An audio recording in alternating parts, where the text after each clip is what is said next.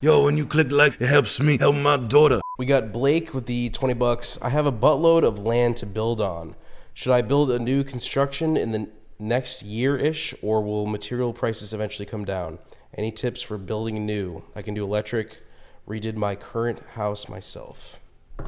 Good for you, buddy. The good news is there's no right answer, right? I do think that the building will slow down, and I think some of the trades will, depending on your area. But I think some of the money's drying up. So when the money dries up a little bit, the work is not fuck you 50,000. You know. So yeah, I think overall it'll slow down a little bit. And the good news is there's not a point where you're going to be like, okay, I'm going to build a house. Here's the money. The house is built. It kind of just doesn't go like that. It's going to be like, I got to do the electrical tie-in. I got to do the water. You know, and then your lead times on those things. Like you got to get water. You got to get electrical. You got to get septic. You got to get these ugly, expensive items blocked out, and you have like all the paper costs and the permits and whatnot. So it's kind of like you can do both and go slow with it. It's just going to cost. It's just going to be a big money bleed all at once. So if you have it, go for it, man. And if you can do it, do it. Learn each one. See if you can help out. But obviously, you can't stamp off your own shit all the time. So you're gonna have to hire pros. But do what you can. And pay for what you can, but it's not going to be a time where you're just like, all right, here's a month. There's going to be 70 people here, and snap my fingers, and there's a fucking house built. It just doesn't go like that. So, go slow with it. You know, get the ugly ones done, and then sit there, put a tent on the land when you have electricity, and then put a camper. You know, I would. That's what I would do. I would get the electrical tying in. I would get some water. I'd get a pisser. Then build a shed, and then put like a camper on it. Think of where the best place to live on the land. Figure out where the sun is, and do this and that.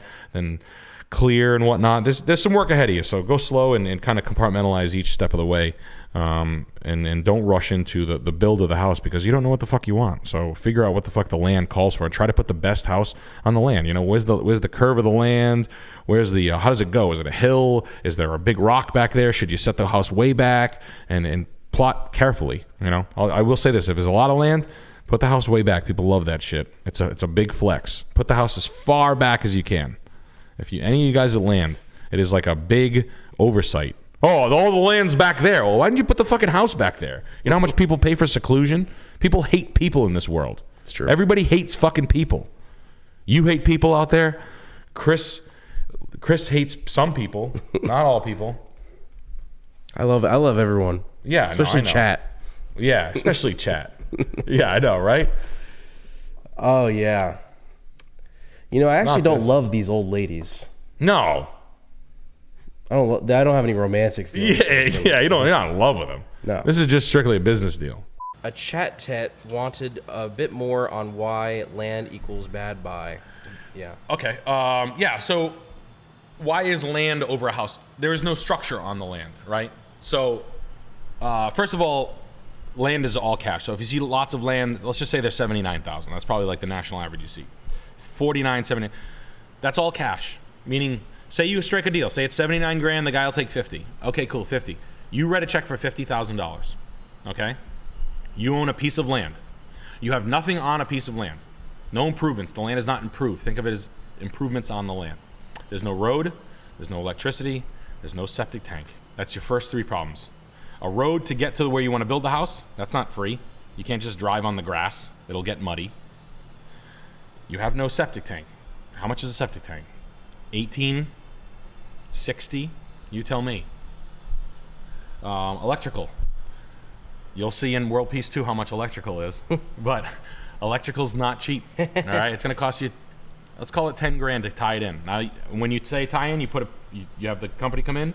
They put a piece of a wire, for lack of a better term, down under the ground and then pop up, and they leave you a service. It's just a service. That's not plugs. That's not a box. That's not a breaker. That's not a shed. That is a wire. It just doesn't stop. And everything from there, all the improvements for the most part are cash. You can go get a construction loan. You can build the house of your dreams, but you have to have a pretty significant amount of money. If the land and the house, in the end of the day, after all of it's said and done, is going to cost you $400,000, you're going to need about $185,000 in cash to pull that off, and mint credit and responsible adult credit. Just a heads up. So no 22-year-old with a car loan is going to get a fucking construction loan.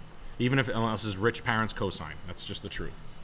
You are not a proven entity. No 30-year-old person with 2 car loans is going to get a construction loan with 1 house loan. Not going to happen.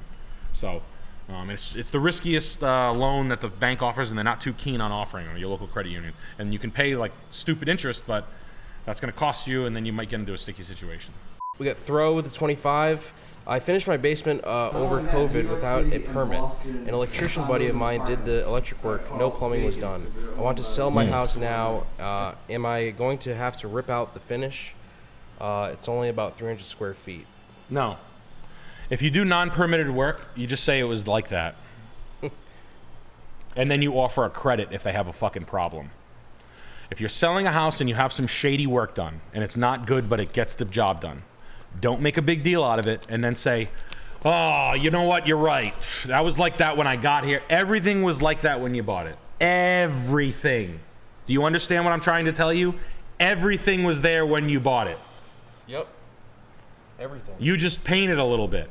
Stay real fucking dumb, man. Yeah. I'm not, this is Nick shit. This is like, and ride it. I didn't do it. Like, you got to be able to like pull that off. You can't rat. Yeah. Don't stop, because you get on it, you're fucked. So you offer a concession. So say you sell your house for $200,000 and there's like a problem. They're like, that electrical work's fucking shitty. You're like this. All right, fine. It's going to take how much? $4,000 for the electrical work to be done? Yeah. Like your realtor, if they're good, they'll like make that go away quickly, and you're going to take less money, but trust me, you don't want that headache. You're at the finish line. Let them fuck you. Bye. PP with another 25 bucks. I'm 23 years old working as a musician. I make roughly 110K a year, and I have 100K to invest. I have very little investing experience, but real estate is a peripheral investment of mine, or peripheral interest of mine. Yes. Any advice? Thanks, dog. That's a lot of money for that is 23-year-old. Good for you, buddy. Holy 100 shit. grand sitting there, burning a hole in it's burning a hole in your pocket, isn't it? I get it. I understand, man. People very close to me are in the same boat. They got a couple of $100,000 sitting there, and they just don't know what the fuck to do with it. I get it. Start going to some home auctions. Start talking to some wholesalers if you want to. Start gaining a position in an area. I would say start to get hyper specific in an area that you like, and find out why you like it. Make sure you have a good answer for yourself and in general.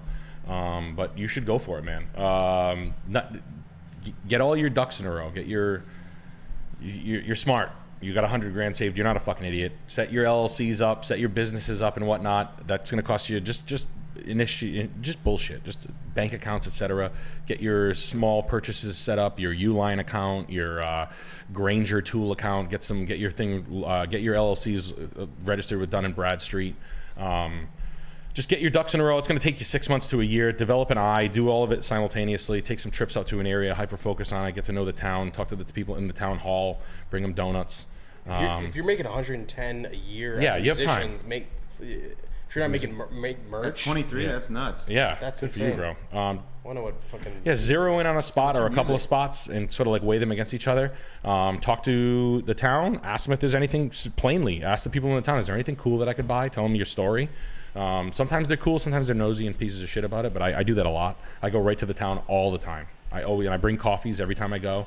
It's just like a thing I do. I've been to the town halls 50 times. And just nosy. Hey, what's up with this property? Yeah, I heard something, and then I'd say like, I heard some weird story. Like, they love gossip, so I just give them some like fake bullshit gossip. Yeah, they love it. But yeah, go. I mean, hey, it's a good. It's $100,000 is a tricky amount of number. 100 to 225, 250 is like a really, in my opinion, it's a tricky number because it's enough money to like really fuck some shit up in every other aspect of the world other than like a house flip, because most houses are rough. You got to buy them cash. You got to flip it all cash. Working with other people's money is hairy, so it's tough. It's a very 350, 450, 500, 600, 700, a little easier. You know, it's not as a big chunk. So, in this market, it's not easy to like. All right, you know, if you fuck up, it hurts, and it'd be square one. You know, but like I said, you'll find it. Just doing those things first. There's no easy answer to it, but that's probably the, you know, having your shit ready and building your arsenal of avenues is a little bit of an art form in and of itself. Jay Raymond with $20 on PGL. You mentioned making an extra quarterly mortgage payment to shave a bunch off the total cost. Can I get more info on that? Also, bi-weekly payments or monthly payments? Right there. You call your servicer. Your loan service. Say your loan is with J Bank. Okay, so you call J Bank and you're like, "Hello, J Bank," and they're gonna say, "Hello," and you're gonna say, "Hi, I'd like to. My mortgage is $1,800 a month. I would like to pay an extra $1,800. So here's my $1,800 mortgage payment, and then I would like to make an additional $1,800. Can I apply? And I'd like to apply that to the principal." Okay, and then you make a debit card payment. So you call them, and then you make an $1,800 payment applied to principal, meaning say you owe them $300,000. I would like to apply it directly to the principal, not that you just have to say it. It's just like a formality. Whether they would, if you just send them an extra check, they're just going to apply it to their interest. They're going to take their interest off the table. But this is how you do it. Okay. And that's it. You just pay it down faster. All right. It's just simply, you're paying. It's like paying 2 payments at once. You're making more payments. All right. And do it every quarter. So once a quarter, you call them up with extra money for them, and you pay it down faster. It's a technique. It's a maneuver. It's what was the guy? Not Gary the Numbers guy. Dave Ramsey. It's a Dave Ramsey technique, but it works. We got Mike Beggs with $25. Hey Nick, do you like any beach towns on the East Coast? I missed out on a Cape May County Beach block condo in 2020 for $500,000. It now goes for $700,000 plus. Any chance shore points in New Jersey come down to earth? Yeah. So when it comes to like beach house buying, they're all extremely hot, right? They should be picked up first. All right. The way I consider oceanfront property is when the shit hits the fan, whenever it hits the fan, and it will. Don't worry, it will. Sometime. I don't know when. 16 months after the houses are literally, the foreclosures are through the roof, the jobs, no one can pick these up. That's the first thing that should be gobbled up is the oceanfront. Oceanfront and then the irreplaceable mansions. Now, you're saying, oh, those people don't go foreclose. Yeah, they do. People get divorced. Money makes people go crazy. People cheat. You're saying you're saying like infidelity doesn't exist? Divorce rates are at 61%. You're saying they keep the beach house? Yeah, right. It's the first thing to go. So they do trade. They do typically trade in bad markets.